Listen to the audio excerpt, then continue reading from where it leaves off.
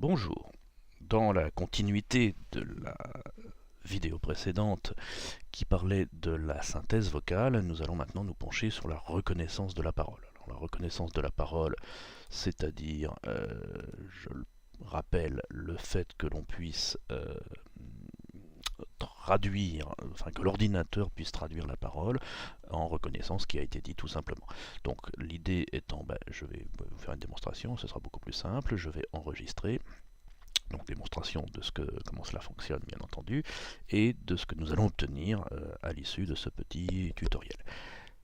Je précise dès maintenant, parce que vous risquez d'être très déçus, que c'est pour l'instant, comme vous pouvez le constater sur Use, très expérimental, seul Chrome le supporte, et encore de relativement partiellement.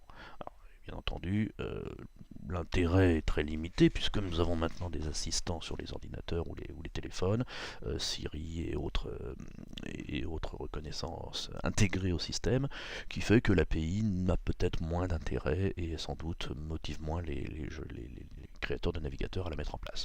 Il n'empêche que ça me paraissait intéressant de faire une petite vidéo rapide pour voir comment ça peut fonctionner tout simplement. Donc déjà, on va commencer par la démonstration. Donc la démonstration, j'ai construit une petite interface, un bouton texte area là encore, le même que la dernière fois, hein, pour être très clair, et un bouton enregistrer et un bouton stop. Donc je vais commencer par enregistrer la voix, donc je clique sur enregistrer. Comme c'est la première fois que je la lance, vous avez ici une petite pop-up du navigateur qui vous demande si vous voulez autoriser l'utilisation du micro. Si vous faites bloquer, vous risquez de tourner court à l'exercice, mais il y a moyen dans les paramètres du navigateur de débloquer si nécessaire bien sûr. Je vais donc autoriser.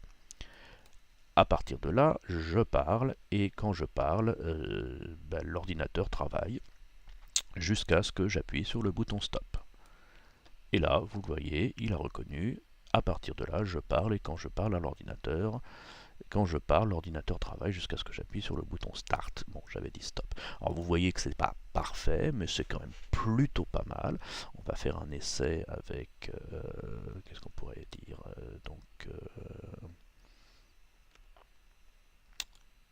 une fourmi ayant travaillé tout l'été. Non, c'était pas ça d'ailleurs, c'est la cigale ayant chanté tout l'été se trouva fort dépourvue lorsque la bise fut venue. Voilà, donc la cigale ayant chanté tout l'été se trouva fort dépourvue quand la bise fut venue. Voilà, donc là le début était mal, mais bon, en même temps j'étais mal engagé. Donc ça c'est ce que nous allons faire. Donc c'est parti, on retravaille. Alors j'ai un petit peu pris de l'avance puisque nous avons quelque chose qui ressemble beaucoup à ce que nous avons fait la dernière fois. Si vous voulez prendre le temps de le taper, vous mettrez sur le bouton pause, mais globalement j'ai mis un H1 d'ailleurs qui ne me sert pas dans cet exemple là, hein, puisque ça c'était pour l'introduction. J'ai donc juste un texte area, j'ai également un bouton enregistrer, un bouton stop, tout simplement. J'ai également fait une superbe CSS puisque j'ai tout simplement dimensionné de manière à ce que ce qu'il y a ici se voit à l'écran de la vidéo tout simplement. Donc c'est très simple. Il faut que j'arrête de dire simplement parce que ça n'est pas tant que ça. À partir de là, nous allons attaquer. Donc première chose à faire, déjà faire le lien vers l'interface HTML comme la dernière fois, où nous allons avoir besoin de créer un btn enregistré qui est un document.get element by id qui va chercher le bouton enregistrer, d'ailleurs un bouton enregistré, et de la même façon nous allons avoir un let btn stop qui fait lui le lien vers le bouton stop. Voilà.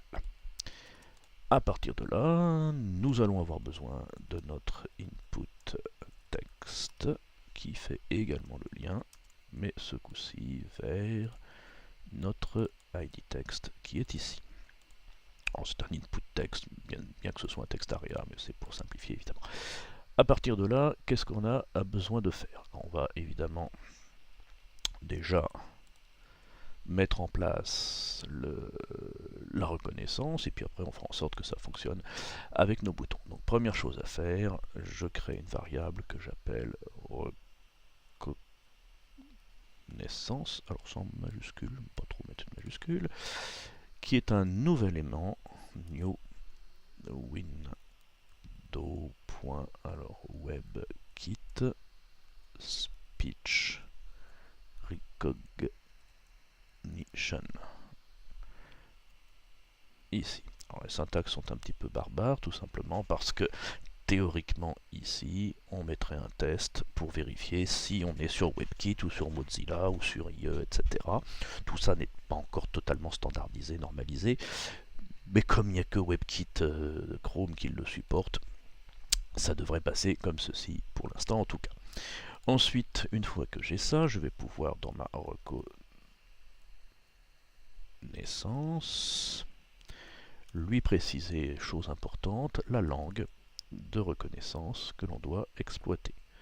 Donc là, ouch. Évidemment, je suis en français, je vais donc lui préciser qu'il doit reconnaître du français. Ensuite, reconnaissance.continuous égale true. Sous-entendu, je veux que la reconnaissance se fasse jusqu'à ce que j'appuie sur le bouton stop. Encore pour simplifier l'exemple, je clique sur enregistrer, ça déclenche la reconnaissance jusqu'à ce que j'appuie sur stop. Sans cela, dès qu'on fait une pause dans la parole, ça s'arrête aussitôt. C'est pas très pratique pour la démonstration, bien sûr. J'ai ensuite besoin de mettre une fonction reconnaissance on result, un écouteur d'événements qui va se déclencher automatiquement quand la reconnaissance obtient des résultats. Donc, comme je suis en continu, quand j'aurai appuyé sur stop. À partir de là, je vais remplir mon input text, la valeur de mon input text avec l'event.results, qui est un tableau à plusieurs dimensions. J'avoue que c'est pas très naturel, mais ce qui est important, c'est le transcript. C'est-à-dire qu'est-ce qu'il a reconnu de tout ce qu'on a mis ici. Voilà, donc ça c'est la mécanique globale. Il ne reste plus qu'à lui dire de stopper et de mettre en route. Et bien tout ça va se faire avec nos deux boutons. Un premier bouton, donc btn enregistrer, je pensais l'avoir appelé start, ça aurait été plus logique puisque l'autre s'appelait stop, et quand je clique sur ce bouton, je déclenche un événement, function event également, lequel va faire quoi? Eh bien, d'ailleurs, je n'ai pas besoin de capturer l'événement particulièrement dans ce cas précis, je veux juste déclencher une action qui est ma reconnaissance.start, tout simplement. Et dans l'autre sens, je mets un écouteur sur le bouton stop on click, qui va lui faire le stop correspondant. À savoir, j'ai un bouton start qui permet de faire start et j'ai un bouton stop qui permet de faire stop. A priori, tous les éléments sont en place, il ne reste plus qu'à tester.